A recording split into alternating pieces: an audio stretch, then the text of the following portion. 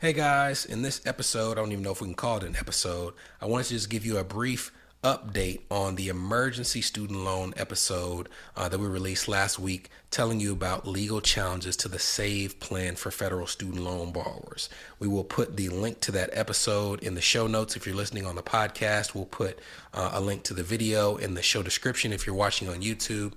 But in that episode, we talked about that early last week, the last week in June, there were two judges in Missouri and Kansas who outlined two elements of the SAVE plan that they would not allow to move forward until they were more thoroughly litigated. The first element that they were not going to allow to move forward is the ability for the SAVE plan to forgive student loans after 10 years of payments for borrowers who had borrowed $12,000 or less on their original loan. As a recap, if you were under the SAVE plan and you borrowed less than $12,000 for your original loan, then after 10 years worth of payments, if there were any remaining loan balances, those balances could be forgiven.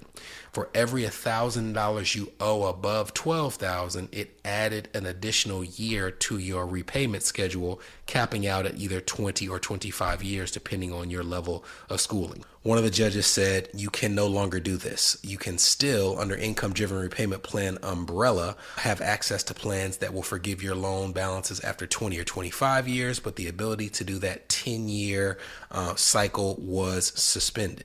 The second part that they suspended, a different judge, was related to the way that they calculate student loan payments. Under the SAVE plan, if you have graduate school loans only, then your payment is 10% of your discretionary income. And when they released the plan, everybody since they released it that's on that plan, which is about 8 million people, they have been paying 10% of their discretionary income. In July, however, they were supposed to be switching towards a system where if you had undergraduate school loans only, instead of paying 10%, your payment will be dropped to 5% of your discretionary income.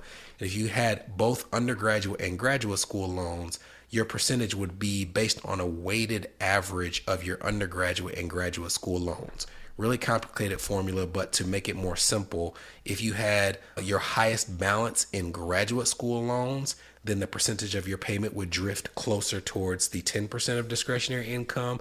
If your higher balances were in undergraduate school loans, your discretionary income payment would shift closer towards the 5%. If you had a 50-50 split, it would be right in the middle at 7.5%. But the judge said you can't do that. So you can still continue payments at 10% of discretionary income, but you cannot shift it down to 5% or a weighted average of the two. Now, that was early last week. On Thursday of last week, we recorded the podcast telling you about those changes. On Friday, a couple of things happened. If you're looking on screen, we'll put a link to this in the show notes. You're looking at an article from CNN.com that shares some of the updates that have happened since Friday morning. The first thing is they appealed this ruling to a higher court, basically saying to the court, we both have the ability to lower these payments in terms of our legal right, but also if you don't allow us to lower these payments, then you're going to throw this system even further into chaos, and we're already dealing with a tremendous amount of work in getting these student loan servicers on board. Many of you have probably dealt with that headache of talking to someone at your student loan servicer who's not following the rules based on some of the updates. It's not because they don't want to, it's because in many cases these student loan servicer customer service representatives are not as informed as you are if you listen to this podcast, because they may have started 2 months ago. And as you listen to this podcast, you're aware it takes a little more than a couple months of knowledge to understand all the things that are going on with these federal student loans. So the first thing is they appealed the ruling. The second thing is they went to all of the people who were due to have their student loan payments reduced under the SAVE plan, which is about 3 million people. And they said, you are immediately going to go into forbearance. So that was on Friday. On Sunday, the higher court allowed one of the two things that had been put on pause with the SAVE plan to continue. They didn't approve it. They said that you can continue doing this element of it while the matter is more thoroughly litigated. That element that they're allowing to continue for the time being is the ability to lower payments based on the undergraduate graduate mix of student loans that a borrower may have taken out. So the $12,000, 10 years of forgiveness was not allowed to continue for the time being, although it hasn't been permanently done away with. It's just being litigated. But the ability to lower that payment to 5% or the weighted average is back on for the time being. However, You can see from this article, it says, and I quote, some affected borrowers have not yet been placed in forbearance. If those borrowers already received a bill from their loan servicer that reflects the new lower payment for July, they should make that payment. So there is likely a very small group of people who did not get a letter from their loan servicer putting them in forbearance. They just got a new bill that says, here is your new lower payment. If you were not told by your student loan servicer you're being put in forbearance, then you need to just pay your bill. But for those borrowers who are expecting to be in forbearance for the month of July, that forbearance will likely continue.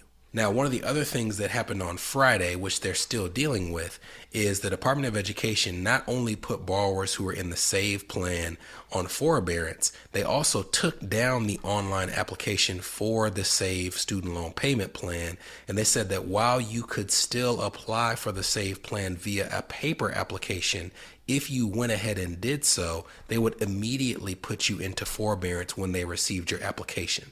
So they're trying to stem the tide of people who are flocking to this plan, essentially saying, you know what, while we're trying to figure out what your payments are going to be, we're just going to go ahead and put you in forbearance.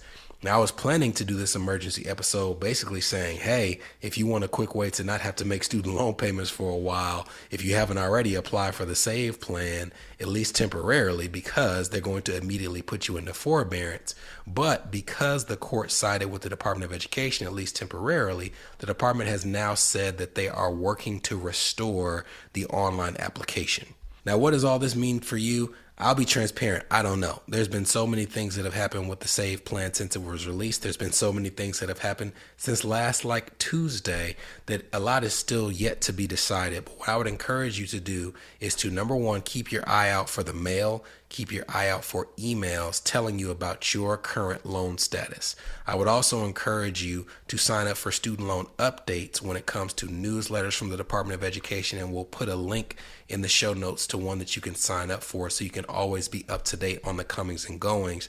But really, the key is to communicate if you're confused with your lender. If you feel like your student loan servicer is not adhering to some of the things that the Department of Education is releasing, I would encourage you to contact the Consumer Financial Protection Bureau and also contact the Student Loan Ombudsman.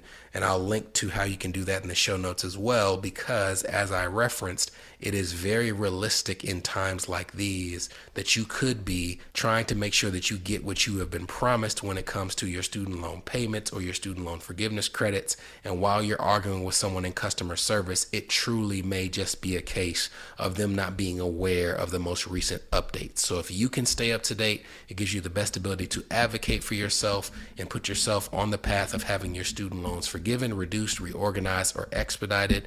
I hope this emergency episode was helpful to you. If more things happen, we'll let you know. But until then, talk to you soon. From Escape Student Loan Debt, this was the Escape Student Loan Debt Podcast, a show for established professionals whose student loan payments or loan balances are impacting their marriage, their business, their credit, or their dream of achieving homeownership.